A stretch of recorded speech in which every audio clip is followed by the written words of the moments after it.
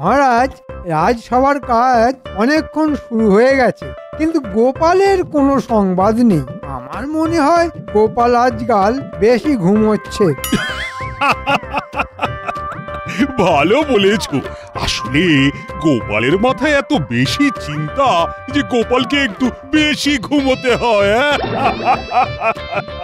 মহারাজ, এই রাজ্য নিয়ে আমাদের থেকে গোপালের এত বেশি কিসের চিন্তা? হ্যাঁ, ও তো একটা ভাঁড় ছাড়া আর কিছু নয়। মন্ত্রী, বলাই বাহুল্য যে তুমি গোপালকে পছন্দ করো না, আর এটা আমি খুব ভালো করেই জানি। তবে তোমাকে আরো একবার স্মরণ করিয়ে দিতে চাই যে গোপাল শুধু ভাঁড় নয়, গোপাল আমার সুপরামর্শদাতাও বটে। প্রণাম মহারাজ, কলকাতা থেকে একজন পত্রবাহক এসেছেন। পত্রবাহক? ঠিক আছে, তাকে ভেতরে আসতে বলো। কিসের আবার পত্র, তাও আবার সেই সুদূর কলকাতা থেকে? প্রণাম মহারাজ, কলকাতা থেকে ইংরেজ বাহাদুর আপনাকে একটি পত্র প্রেরণ করেছেন। বেশ বেশ, দেখি দেখি পত্রখানি।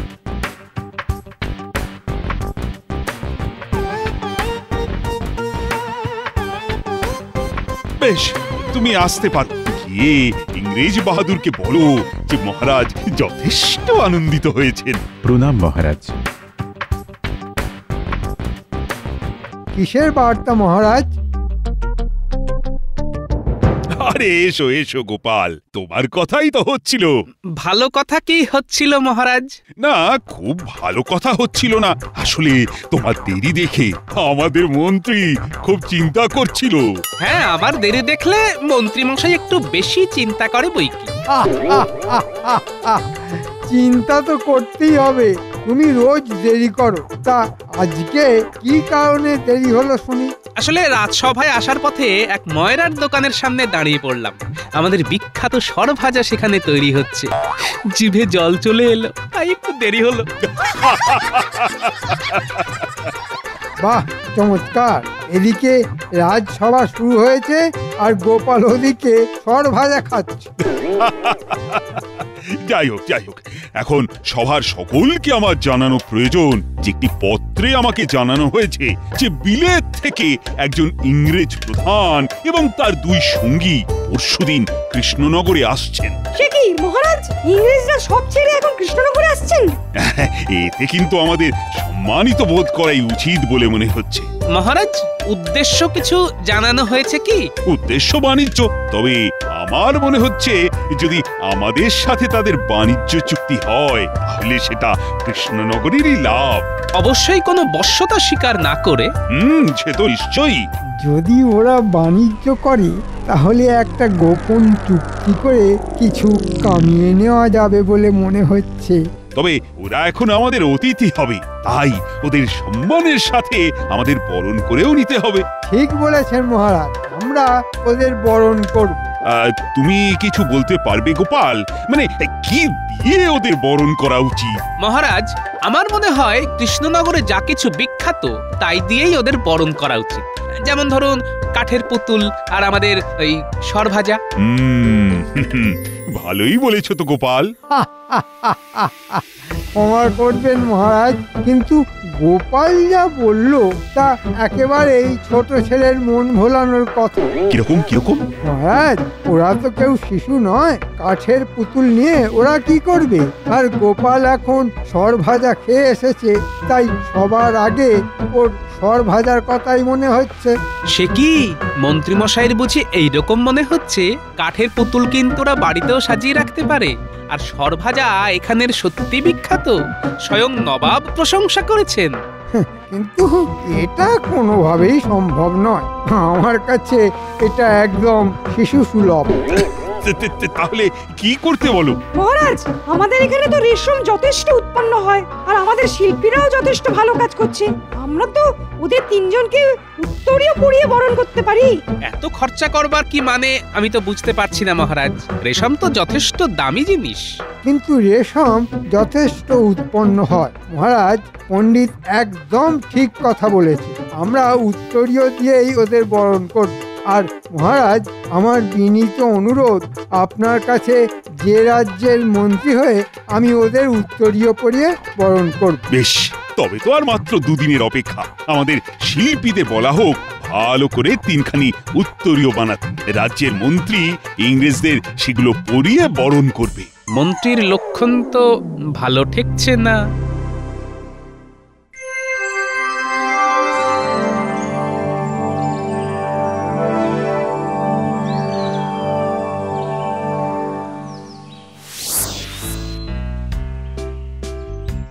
মহারাজ, ইংরেজরা আজই আসতে চলেছে আমাদের রাজসভায়। খবর পেয়েছি তাঁবু গেড়েছে আমাদের রাজ্যের এক প্রান্তে। তাহলে তো আজই আসবে। মহারাজ, উত্তরীয়গুলো দেখুন। আমি দেখাচ্ছি। দেখেছেন মহারাজ আমাদের শিল্পীদের কাজ?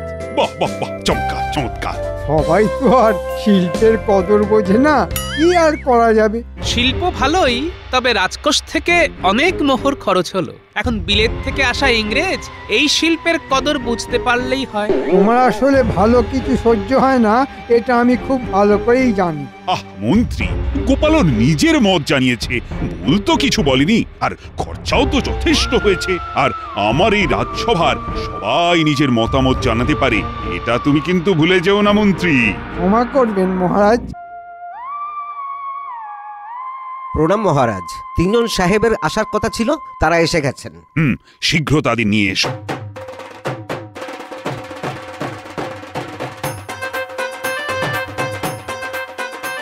নমস্কার মহারাজ, আমরা অনেক দূর থেকে আসিয়াছি। আমি জানি জানি জানি মন্ত্রী। আগে হ্যাঁ মহারাজ।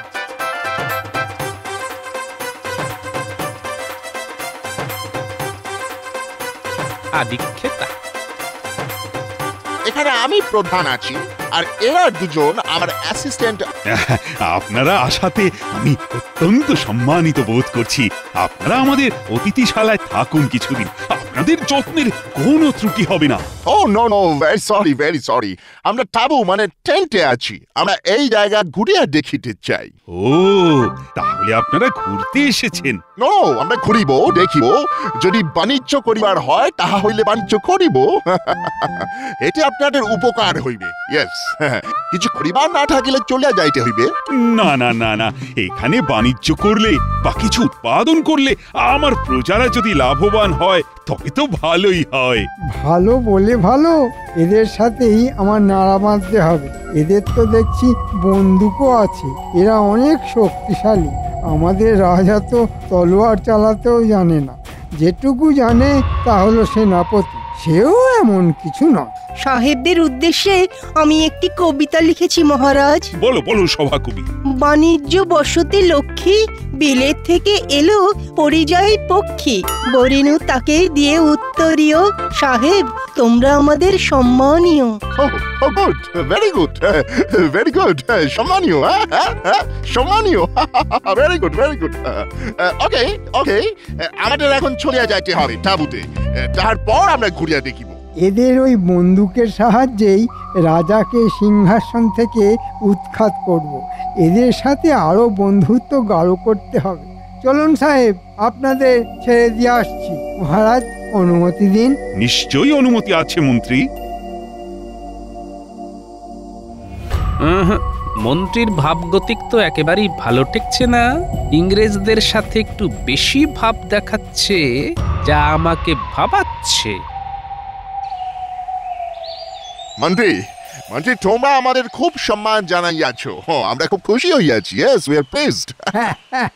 সমাজের এই উত্তরীয় খুব সুন্দর। ওহ, বিউটিফুল, ওয়ান্ডারফুল।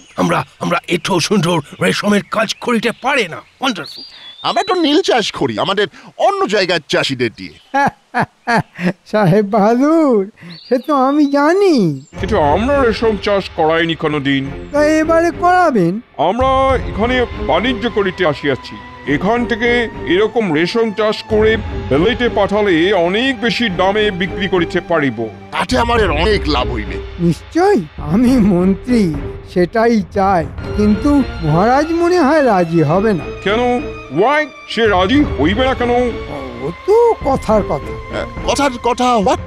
এখানে প্রজারা ধান আলু চাষ করে, তারা শুনবে কেন? তারা রেশম চাষ করতে সেভাবে রাজি হবে না।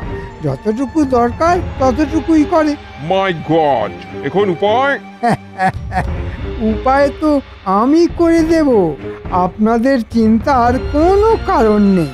তবে তবে কোন কন্ডিশন? আমাকে রাজা করতে হবে, আমি সব ব্যবস্থা করে দেব। এটা কি করে সম্ভব? কোনো ব্যাপার না, রাজাকে এখন শুধু একটু চমকে দিতে হবে, তাহলেই রাজা গদি ছেড়ে পালাবে আর আমি রাজা হয়ে যাব। চমকে দেব? But how? আপনাদের বন্দুক আছে, আমাদের রাজার কাছে কিছুই নেই। আপনারা কাল রাজসভা চলাকালীন প্রাসাদের বাইরে দাঁড়িয়ে আকাশে গুলি চালাবেন, সেই আওয়াজে সবাই বেরিয়ে আসবে, তখন শুধু ভয় দেখাবেন আর রাজা পালিয়ে যাব? Oh my God, it's so easy. Okay, no problem. তোমার রাজা পালিয়ে যাক, তুমি রাজা হও। বাট আমাদের বিজনেস শেষ কথা। ওকে? সেটা না হলে তুমিও আর রাজা থাকিতে পারিবে না। নিশ্চয় আমি আমার কথা রাখবো, আপনারা আপনাদের কাজ করুন, সব হবে। তাহলে কাল সকালে। ইয়েস। সাহেবরা মনে হয় কাল সারা দিন ঘুরে বেরিয়েছে। হ্যাঁ মহারাজ, সেটাই খবর পেয়েছি। ওদের আমাদের এই জায়গা খুব পছন্দ হয়েছে। ভালো কথা। এখন ওরা কি চায় সেটা কিন্তু পুরোপুরি বুঝতে হবে। আমি তো ওদের তাঁবু অবধি পৌঁছে দিয়ে এলাম, ওদের উত্তরীয় ভীষণ পছন্দ হয়েছে, বিশেষ করে আমাদের এখানের শিল্পীদের হাতের কাজ। বাহ বাহ বাহ বাহ। ওদের অবশ্য কাঠের পুতুল দিলেও খুব পছন্দ হতো।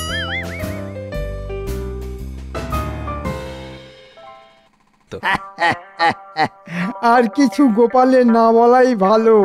আমাদের সংস্কৃতি যেখানে আমরা সারা বিশ্বে তুলে ধরতে চাই, সেখানে গোপাল রেশমের সংস্কৃতি ওদের কাছে না যাওয়াই ভালো মহারাজ। বেশি ভালো লাগলে আবার আমাদের চাষিদের দিয়ে শুধু রেশমই না চাষ করাতে চায়। সে কি, এটা তোমার কেন মনে হলো গোপাল? কি হলো মহারাজ? এই শিগগির সবাই বাইরে যাও। কিসের আওয়াজ? আমাকে তো ব্যাপারটা দেখতেই হচ্ছে।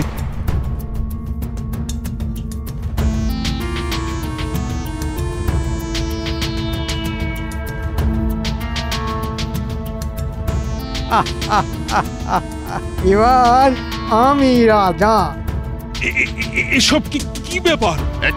এক্ষুনি প্রাসাদ থেকে চলে যাও, তুমি আর রাজা নও। কি এসবের অর্থ কি? আমরা এখানে তুঁতে গাছের চারা দিয়ে রেশমের চাষ করব, আর তুমি সে কাজে বাধা দান করতে পারবে না। যে চাষ করবে না তার ঘর জ্বালিয়ে দেবো। সর্বনাশ! এই চাষিদের আমাদের কথা শুনতে হইবে। কিন্তু ওরা তো ধান আলু এসবের চাষ করে জীবন ধারণ করে, তোমাদের জন্য কেন শুধু শুধু রেশম চাষ করা হবে? বেশি কথা বলে এখনই গুলি করে সবাইকে উড়িয়ে দেবো। বাবা, তোমাদের এত সাহস হলো কি করে? শোনো গোপাল, আমি এখন রাজা, বুঝেছো? আপনার শয়তানি আমার আরো আগেই বোঝা উচিত ছিল। মন্ত্রী এত বড় শয়তান! কৃষ্ণচন্দ্র, তুমি ভাগো, আমি এখন রাজা। বাকিরা সবাই যে যার পদে আছো তাই থাকবে। শুধু তুমি তোমার স্ত্রী, যিনি এখনো নিজেকে রানী ভাবছেন, তাকে আর এই গোপাল ভাঁড়কে নিয়ে এক্ষুনি প্রাসাদ ছেড়ে চলে যাও। ওরে শয়তান, এই দিন পাল্টে যাবে। চলুন মহারাজ, আপনি আর রানীমা আমার মতো গরিবের কুটিরেই না হয় কিছুদিন রইলেন। চাল ডালের অভাব হবে না মহারাজ। আমার দয়ার শরীর, তাই তোমাদের প্রাণে মারলাম না। আমাদের হাতে বেশি সময় নেই, চলো নতুন রাজা। এখনই সব চাষিদের বলিতে হইবে যে ধান গাছ আলু গাছ আর যা যা সব আছে সব কাঁচা ফেলিতে হইবে, ওইখানে তুতের চারা বসাইতে হইবে। ইয়েস, তুতে, নাহলে তোমার টুটি জিবিয়া মারিয়া ফেলিব। নিশ্চয় নিশ্চয়।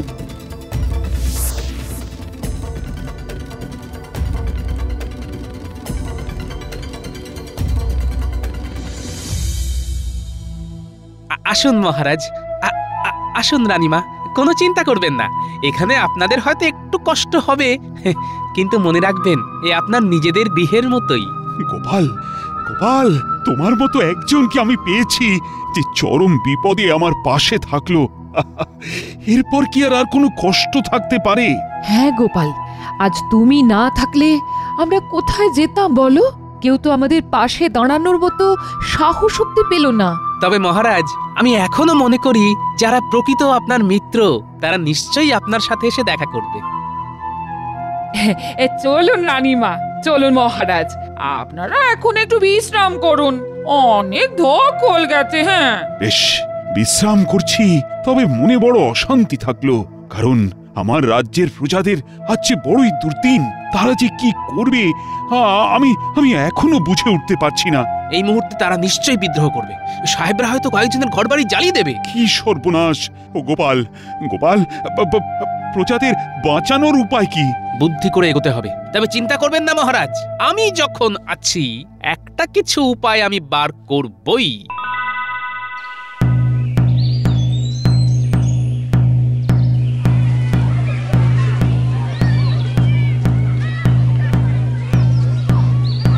সবাই শোনো, সবাই শোনো, আজ থেকে তোমাদের চেনা মন্ত্রী মশাই আর মন্ত্রী নন, উনি এখন এই কৃষ্ণনগরের রাজা।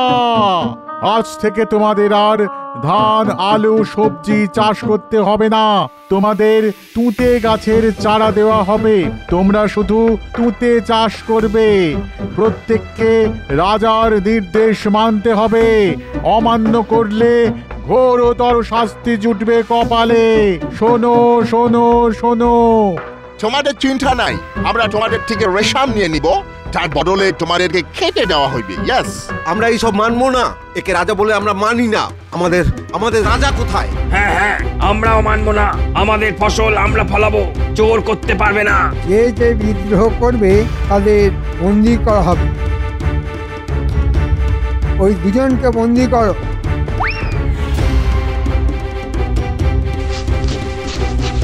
তোমরা এবার বুঝিতে পারিতেছ যে বিদ্রোহ করিয়া কোনো লাভ হইবে না। এই বন্দি দুজনকে নিয়ে চলো কারাগারে। আর তোমাদের সবাইকে ভালো কথা বলছি যে সাহেবদের কথা শোনো, না হলে সবাই বন্দি হবে।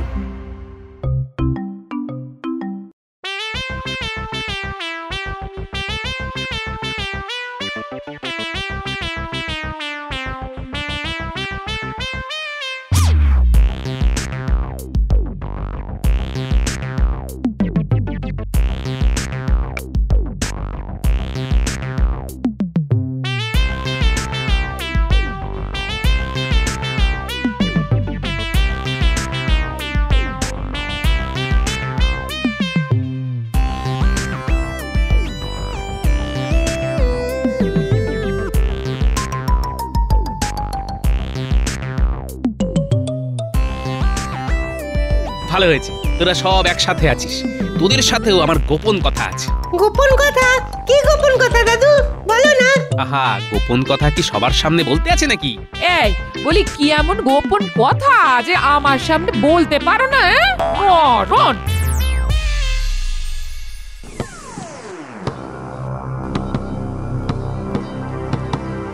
তাহলে তোমরা কি ঠিক করিলে? তুঁতে চাষ করিবে নাকি নাকি মরিবে? করব। Very good, very good. তোমরা আজ থেকেই কাজ শুরু করিয়া দাও।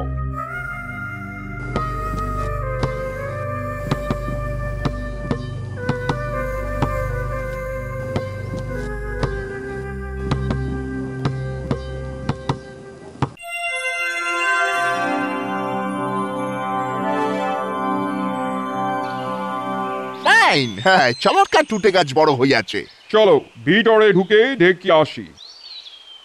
All right. My God, what is this? উফ, বিচুটি!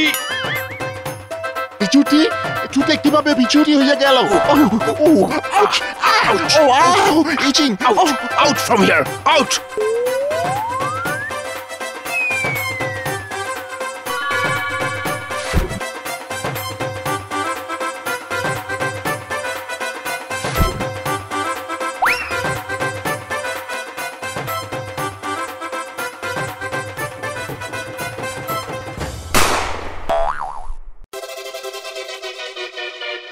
কি গোপাল, হাতে বন্দুক? মন্ত্রীমশাই, আর যে কিছু করার নেই, সব সাহেবরা বন্দী হয়েছে, তাদের দড়ি দিয়ে বাঁধা হয়েছে।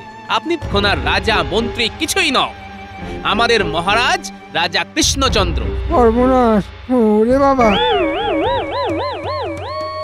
ড্যাফলা, উল্টে এক্ষুনি এসে এটার হাত বেঁধে ফেল।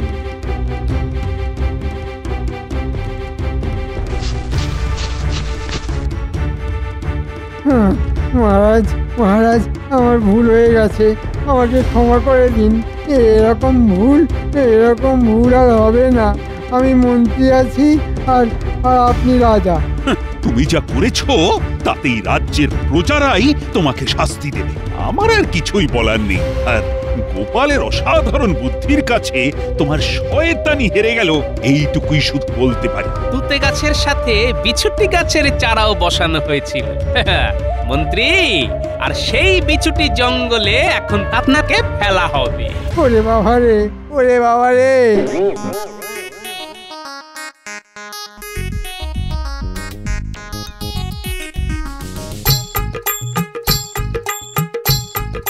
আমাদের বন্দি করার ফল এবার বোঝো মন্ত্রী। আমাকে ছেড়ে দাও, আমাকে ছেড়ে দাও। ওরে বাবা রে, চলে গেলাম। কি চুল কাটছে রে বাবা! আরে বাঁচাও, কি আছো, বাঁচাও! মন্ত্রীকে একদম দূর সমুদ্রের কাছে মোহনায় ছেড়ে দিয়ে এসো, যাতে এরা আর কোনোদিন কৃষ্ণনগরে আসতে না পারে। হ্যাঁ বাবু, এক্ষুনি নিয়ে ছেড়ে দিয়ে আসছি।